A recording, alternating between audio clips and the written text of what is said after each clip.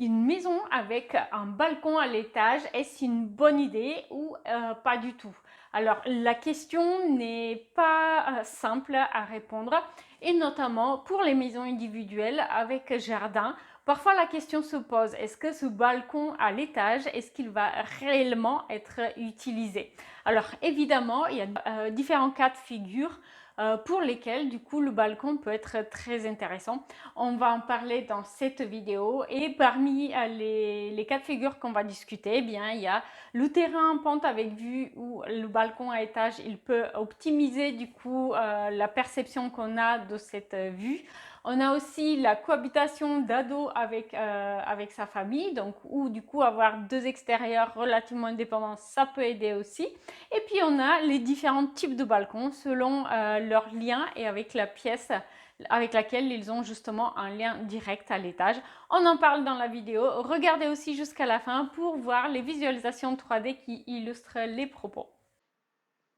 C'est un débat qui n'est pas nouveau. Du coup, pour une maison individuelle, faut-il ou pas créer un balcon à l'étage? Est-ce qu'il sera utilisé?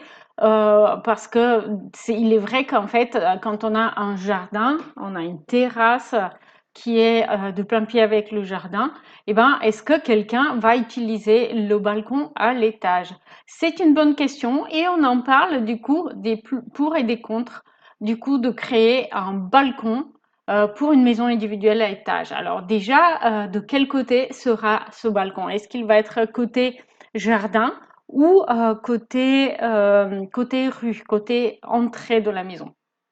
Lorsqu'il est côté jardin, eh bien, il peut profiter du coup du calme et on peut simplement avoir envie par exemple, de le végétaliser pour pouvoir laisser du coup les portes-fenêtres ouvertes et profiter d'un brin de nature même à l'étage dans la chambre.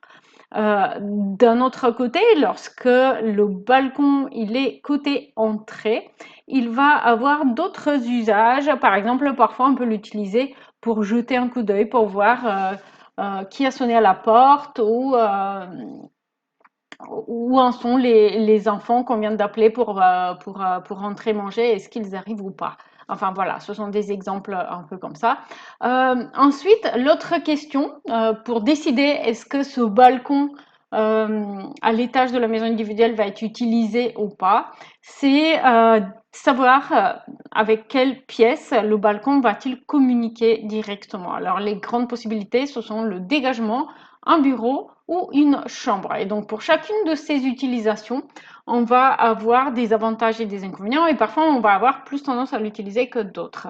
On va en parler dans la suite. Simplement, je voulais vous dire qu'à la fin de la vidéo, on va faire quelques room tours qui permettent de voir des exemples de maisons individuelles avec balcon à l'étage. Donc lorsque le balcon donne sur un dégagement, eh bien à ce moment-là, il peut avoir un usage récréatif, c'est-à-dire que si vous avez un terrain en pente, par exemple, et que du coup, depuis votre jardin, depuis votre pièce de vie, vous pouvez pas vraiment autant profiter de la vue, si vous avez à l'étage un balcon, mais qui est accessible depuis un dégagement, c'est-à-dire que ce n'est pas la peine de faire entrer vos invités dans vos chambres, eh bien, à ce moment-là, vous pouvez tout à fait en créer un lieu de réception pour faire un petit apéro, pourquoi pas.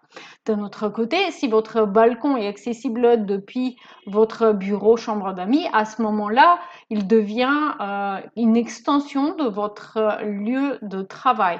Vous pouvez décider de faire votre visioconférence depuis le balcon plutôt que de l'intérieur ou simplement passer une heure ou deux à rédiger des emails ou à travailler simplement de l'extérieur. Donc à ce moment-là, il faudra adapter son aménagement pour créer un espace où vous pouvez vous asseoir, poser votre ordinateur sans être forcément ébloui par le soleil.